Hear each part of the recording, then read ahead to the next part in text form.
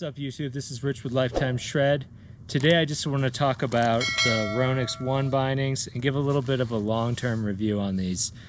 In this video we'll cover a few key aspects of the Ronix One bindings, including the key features, my experience with how durable they were, how they ride, specifically the flex, the sizing, and how easy they are to mount. So for this exact pair, I bought these almost 2 years ago. It was like towards the end of the season, 2021. So let's just say I got about a season and a half on them, because I probably only rode them once or twice before that season was over. So at a year and a half of usage, I would say I probably have about 120 sets on this. And really, I've been really impressed with these. So the Ronix One is, one of Ronix's higher end bindings. Originally, it was Danny Harf's pro model boot. I assume it's still his pro model boot, but maybe like Nick Rappa and some of the other Ronix riders as well. But the One is pretty awesome. And just to call it out, I've been riding Ronix boots on the boat pretty much exclusively since about 2015. And during that time, I've kind of rode a couple of different boots. So I've ridden the One, I've ridden RXTs, had a few pairs of them as well. I think the boot going back to 2015 has had some improvements over time, but there are some really great things about those old boots that are still true today. So getting to the boot itself, one of the key features of this boot is the liner. So this is the Intuition liner. So Ronix doesn't do Intuition for all their boots, but they do in their high end. If you're not familiar with Intuition liners, these are super sought after, whether it's in snow skiing, rollerblading, definitely with wakeboard boots, snowboard boots. Intuition is a company. The thing that makes their liners so great is they're heat moldable. They also provide really good support. And I find for wakeboard boots too, they dry pretty quickly and they don't get too funky, as long as you stay on top of keeping them dry when you're not using them. So the Intuition liner is a huge plus for Ronix. I don't know if any other brands do Intuition liners. If they do, comment below, but Ronix does for sure, and they've been partnering with them for a while. Can't say enough good things about the Intuition liner alone. Heat moldable, fits really well, really good support, very comfortable, all the things you would want. Another key factor with the Ronix boots that I like a lot, and I think they've had this since about 2015, is there's an internal chassis, which you can't see in here. I think it's called the brain frame, and what that is it's like a hard plastic that wraps around on the inside of the boot just to give it a lot of its form. I think this is nice for durability because Ronix boots just tend to hold up really well over time, and I think that frame's like a big part of it. It also helps with the performance as well. The flex and everything stays pretty consistent, and you get good energy transfer from that. Another one of my favorite features of the Ronix boots, and specifically the One, are these lace locks. So the lace locks, they've come a long way. This is something that was a lot worse on the older Ronix boots I had. They would just get loose all the time. I actually got to one point where I just had cut them out of the boots, and I was like doing hand knots on them instead of using the lace locks. But when they introduced this lace lock, which is probably like 4 or 5 years ago, this thing holds extremely well. I actually love these so much that I've used them on other gear as well, because they work really good. And then they also clip in on the side of the boot, which is nice to get the laces out of the way. Another feature I like about these is the angles on the side. So it's really easy to dial in your stance with these. I ride 12-12, so super easy to get that set up. And I'll just cut to a video right now too, just talking about some of the alignment of the bindings on the board. So let's cut over to that. So one thing you'll notice with wakeboard bindings is some companies, the way they mount, it doesn't always center you out on the board very well. So just to kind of show how that goes with the One. So I've got my front angle at 12, my back angle also at 12. So, basically 12 degrees duck. If I follow the parallel of the binding to my edge, it's about just a tad under 3 inches in the front, 3 inches in the rear, and then in the front I do kind of the same angle. It's just about 3 inches even. So That's something nice about Ronix too, at least with the ones, is you're getting even spacing.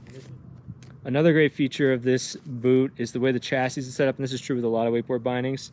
There's no hard plastic under your foot, so really good board feel as well.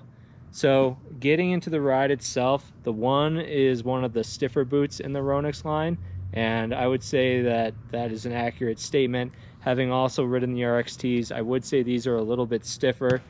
They do make two versions of the One. This is the normal one. There's also a, I'm probably going to say this wrong, Carbitex one.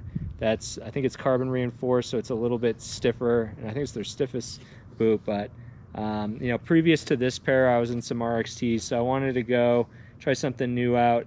And really the reason was the RXT, I thought it was a great binding fresh out of the box, but it did tend to flex out and become really soft after a little bit of time. And that's why I jumped back into the One after my last pair of RXTs. You know, a stiffer boot, tweaking grabs can be a little bit harder, but where it really comes in to help you out is going to be when you're edging into the wake, you're loading the line and you're popping off the wake. A stiffer boot's just going to load easier because the force you put into it transfers into your edge. So at an 8 out of 10 on the stiffer side. I will say they felt a little stiff when I first got them, but within probably 4 or 5 days out on the lake, they got to the place they are now, which I think is a great medium, maybe medium stiff flex. So you know, you can see where the material has flexed over time, but it's not worn out, it's not tearing or anything. Like, I think this little piece of rubber right here is pretty key to that. I'll say this versus the RXT, I actually like the One a lot more now because I've put a lot of days on this and I'm gonna put more days in. Like, due to the extra stiffness or just the way this is built, this binding has lasted way longer than my RXTs. Like right now, my RXTs would have been toast, like totally flexed out, maybe even tearing. Like, these haven't torn at all, and they still have a lot of flex. Like, Ronix for the One boot, every full size gets a new size, so 9, 10, 11, etc. You know, some of Ronix's other boots that don't use intuition liners, they'll have like these 8, 9 boots and stuff like that. I personally have found those Ronix boots to not fit very well, but if you're in an intuition and you're getting the full sizes, I'm in a size 9 here. I wear 9.5 in most shoes, so Vans, Nike, other stuff. I would size down if you're between sizes. Like, you know, if you're a 10, probably get a 10. But if you're a 9.5, get a 9. If you're an 8.5, get an 8, etc.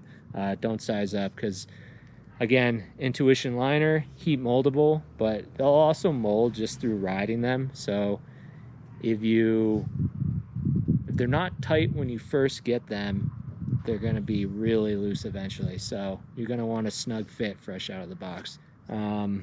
Yeah, mounting hardware is super easy to use. It's really easy. So you've got degrees on the boot there. So I like to ride 12-12.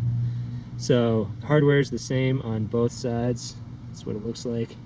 There's these little teeth. Those go on the outside. They line up with the teeth there. So I'm just going to throw that down there and just hand tighten it a little bit. Hold it in place.